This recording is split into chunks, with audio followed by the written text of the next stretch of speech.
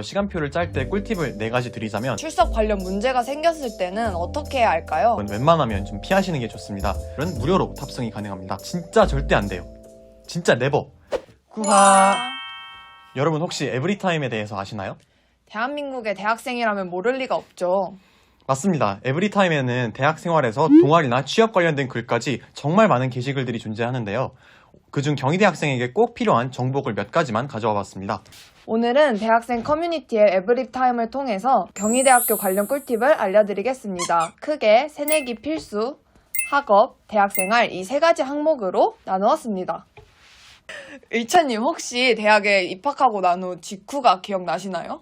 당연히 기억나죠. 전 그때 딱 취업으로 딱 전화를 받았는데 그 전화 받았을 때의 기쁨이 지금까지도 막 생생하게 기억나고 있어요. 저도요. 하지만 학기가 시작하기 직전이 되니 처음 겪는 대학의 낯선 시스템과 교과목 때문에 엄청 당황했던 기억이 저도 나네요. 그래서 더 이상 새내기들이 당황하지 않기 위해서 새내기라면 필수로 알아야 할 사항들과 꿀팁들을 준비했습니다. 그러니까 본인이 아무것도 모르는 새내기라면 지금 이거 영상 나가지 말고 주목해요. 개강을 하기 전 새내기들은 가장 기본적인 정보인 학번을 부여받는데요. 이 글을 통해 학번이 나온 뒤 해야 할 것과 하면 좋은 것들을 소개하겠습니다.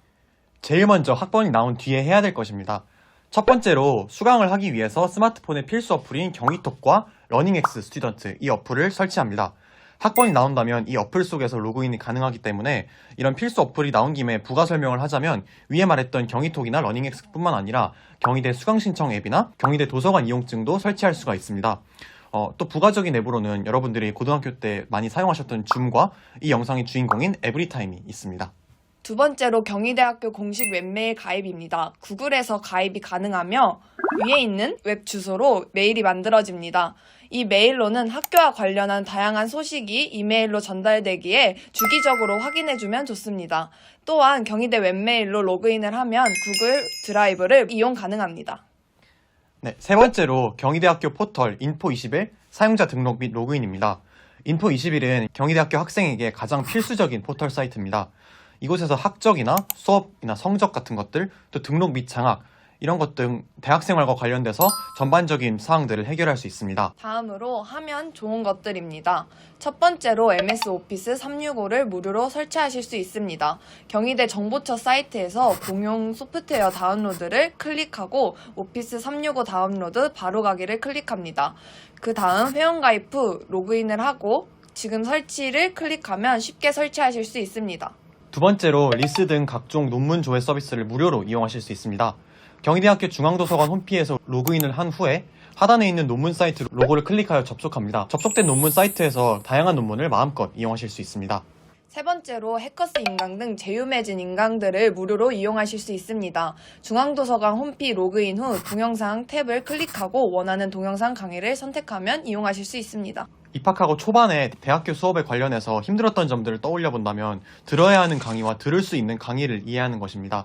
처음 들었을 때는 저도 정말 혼란스러웠는데 이 에브리타임 속에 이 글이 정말 친절하게 설명을 해주고 있습니다. 강의는 크게 교양과 전공으로 나눠지고 저희가 이 글을 통해 집중할 강의는 교양 영역입니다. 교양 안에서도 필수 교양, 배분이수 교과, 졸업 요건 교양으로 나누어집니다. 먼저 3가지의 교양 중에 대학 4년 안에 필수로 들어야 하는 필수 교양입니다. 필수 교양에는 윤리, 철학, 인문학이 융합된 인간의 가치 탐색, 그리고 국내와 세계의 문제점을 찾고 해결 방안을 고민하는 세계화 시민, 과학사나 생명의 진화 등을 통틀어서 배우는 과학 강의, 빅뱅에서 문명까지, 그 다음에 토익으로 대체할 수 있는 대학 영어, 마지막으로 글쓰기 필수 교양인 성찰과 표현을 수강해야만 들을 수 있는 심화 글쓰기 과목 주제 연구가 있습니다. 두 번째로는 배분이수 교과입니다. 배분이수에는 예술창작 토대, 인문사회 토대, 자연기술 토대, 사회와 평화, 상징과 문화, 분석과 추론, 생명과 우주 이렇게 7개 영역이 있습니다. 7개 영역 중 4개 영역을 필수로 선택 수강을 해야 합니다. 각 영역마다 다양한 강의가 존재하기에 본인의 관심사와 관련한 강의를 들을 수 있습니다. 세 번째로는 기타 졸업 요건 교양입니다. 간단히 교양에 대해 설명하자면 위와 같이 구성되어 있습니다.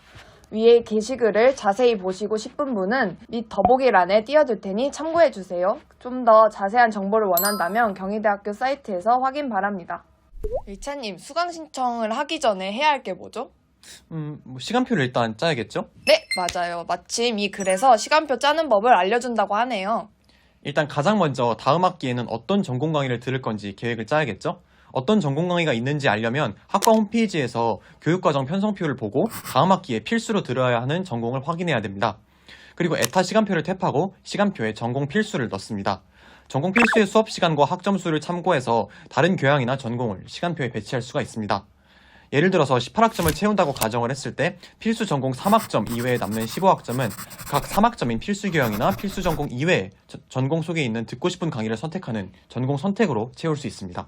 저희가 여러분들을 위해서 시간표를 짤 때 꿀팁을 4가지 드리자면 우선 첫 번째로는 9시에 시작하는 1교시 수업은 웬만하면 좀 피하시는 게 좋습니다. 특히 저 같은 경우에는 지난 학기에 월요일날 1교시 수업을 들었는데 진짜 너무 피곤해가지고 거의 막 지각도 거의 4번씩 하고 결석도 3번씩 해서 학점에도 영향이 갔었거든요. 그래서 1교시 수업은 웬만하면 피하시는 게 좋을 것 같습니다. 그리고 두 번째로는 수업을 듣는 평일, 월화수목금 중에 하루는 공강을 만들어주는 게 좋습니다. 공강을 만들어야 좋은 이유는 사실 평일날에는 다들 바쁘잖아요. 근데 공강이 생기면은 다들 바쁜 평일에 오로지 대학생들이 누릴 수 있는 그런 휴식일이라는 혜택을 누릴 수 있게 됩니다. 세 번째는 3개 이상 연속 강의는 피해야 합니다. 만약 연속 강의를 한다고 하면 건물 간 이동 시간이나 점심 시간을 고려해야 합니다. 네 번째는 수강 신청이 무조건 성공한다는 보장은 없기 때문에 플랜 B나 C 등 여러 방안을 짜보는 것을 추천합니다. 이 4가지는 꼭 기억해서 수강 신청 때 참고하면 좋을 것 같아요. 하지만 여러분, 완벽한 시간표를 짜더라도 진정한 실전은 바로 수강 신청입니다. 그렇기에 수강 신청 관련된 꿀팁도 함께 알려드릴게요. 크롬으로 수강 신청을 할 때에는 팝업 및 리디렉션을 반드시 꼭 허용해줘야 됩니다. 수강 신청 중에 엔터키나 스페이스바는 절대 누르시면 안 돼요. 엔터키랑 스페이스바는 경고창을 띄워서 소중한 우리 1분 1초를 빼앗기 때문에 절대, 진짜 절대 안 돼요. 진짜 네버. 대신에 경고창 없이 뒤로 가기를 하고 싶다면 ESC 키는 눌러도 괜찮습니다. 그리고 가장 중요한 것, 절대 긴장하지 마세요. 긴장하면 될 것도 안 된답니다. 그러니 그냥 생각을 버리고 평온한 마음으로 클릭을 하면 됩니다. 그럼 다들 수강 신청 화이팅! 수업에서 궁금한 사항이 생겼거나 출석 관련 문제가 생겼을 때는 어떻게 해야 할까요? 강의 기획서에 올려진 메일로 관련된 교수님께 메일을 보내야겠죠. 대부분의 학생들은 요것까지는 알고 있습니다. 하지만 이 학생들이 어려워하는 것은 따로 있습니다. 바로 어떤 양식으로 교수님께 메일을 보내야 하는지를 많이 어려워하는데요. 사실 저도 교수님께 메일 적기를 힘들어 했었는데요. 그 당시 이 글은 제가 실제로 교수님께 메일을 보내야 했을 때 참고했던 글입니다. 글 속 팁을 간단히 알려드릴게요. 이 메일을 쓸 때는 일단 예의 바른 마인드를 기본적으로 장착을 해야 됩니다. 첫 번째로는 메일의 제목은 요 괄호, 뭔지 아시죠? 요거를 이용해서 무엇에 대한 메일인지를 보여줘야 됩니다. 예를 들어서 밑에 띄워드리는 요 질문처럼 말이에요. 그리고 두 번째로는 내용의 처음에는 간단한 안부 인사와 자기소개를 합니다. 예를 들어서 안녕하세요 푸웅인 교수님, 화요일 오전 9시 인간의 가치 탐색을 듣고 있는 커뮤니케이션 학과 2, 3학번 쿠러스입니다. 이런 식으로 쓸 수가 있겠네요. 본문의 문장은 짧고 이해가 편하게 작성해야 합니다. 가끔씩 교수님께서 메일을 읽으시고 이 학생이 무엇을 원하는지 모르는 경우가 종종 있습니다. 그러니 본문의 문장들은 가독성을 생각해서 짧고 간결하게 작성해야 합니다. 마무리 멘트는 짧더라도 꼭 감사 인사를 해야 합니다. 보낸 메일을 읽으셨다는 것은 그만큼 시간을 내고 생각을 해주신다는 의미이기 때문에 바쁘신 와중에도 감사합니다와 같은 멘트를 적으면 좋겠죠? 이 꿀팁들을 잘 챙겨서 다들 교수님께 좋은 인상으로 시작해서 한번 우리 좋은 성적까지 가보자고요. 학업도 좋지만 진정한 대학의 꽃은 대학생활이겠죠? 여러분의 유익한 대학생활을 위해 꿀팁들을 준비했습니다. 첫 번째로는 생활협동조합입니다. 생활협동조합은 생산자로부터 생활필수품을 직접 사들여서 조합원들에게 저렴하게 제공하는 조합을 말합니다. 이 생활협동조합은 여러 할인 행사와 귀성길 전세버스 운영과 같은 학생들을 위한 다양한 사업을 진행하기 때문에 가입하는 것이 좋습니다. 가입비는 10,000원이고 탈퇴 시에 그 10,000원을 다시 반환해줍니다. 현재는 서울 캠퍼스 처음관 서점 및 문구점에서 이용이 가능합니다. 또한 이츠미라는 앱을 통해서 생협에 관련된 다양한 혜택들을 누릴 수 있습니다. 두 번째로는 중앙도서관 속 복지입니다. 서울 캠퍼스 도서관은 도서관 자치위원실에서 평일 오전 9시부터 오후 6시까지 충전기를 빌려주거나 2달에 10,000원으로 3층 사물함을 대여합니다. 그리고 분실물이 발생할 경우 1층 학술연구지원팀에 문의하면 됩니다. 국제캠퍼스 도서관에서 24시간 휴대폰을 충전할 수 있는 무인 충전대가 존재하고 무인 사물함 또한 존재합니다. 학부생의 경우 매달 최대 2권의 도서 구입을 신청할 수 있습니다. 그 외에도 양 캠퍼스에 있는 책을 교차하여 빌릴 수 있습니다. 네, 세 번째는 교내버스입니다. 국제 캠퍼스 안에는 여러 버스 정류장이 있습니다. 경희대 정문, 외국어대학 또는 체육대학, 그리고 생활과학대학, 사사기광장 이렇게 총 4개의 정류장이 존재합니다. 이 정류장들을 한정으로 학교 내부에서 운영하는 버스들은 무료로 탑승이 가능합니다. 그리고 서울 캠퍼스와 국제 캠퍼스를 쉽게 이동할 수 있는 설국버스가 있습니다. 소요 시간은 평균 1시간 정도이고 탑승 시 현금으로 1,500원을 기사님께 드려야 됩니다. 탑승지는 국제 캠퍼스 내 버스 정류장들 그리고 서울 캠퍼스 내에 있는 온실 앞입니다. 설국버스 이용 가능 시간은 학교 홈페이지에서 확인이 가능합니다.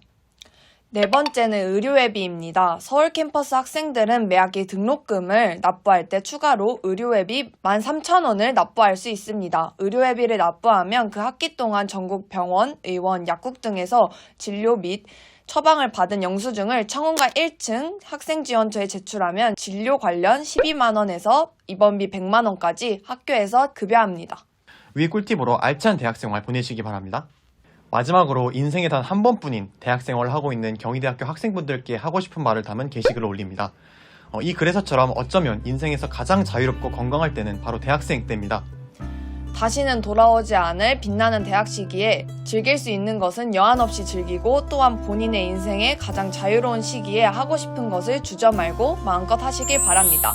오늘 영상이 유익하셨다면 좋아요와 구독, 알림 설정까지 부탁드리고요. 그럼 저희는 다음 영상에서 찾아뵙도록 하겠습니다. 그럼 안녕. 쿠바. 쿠바.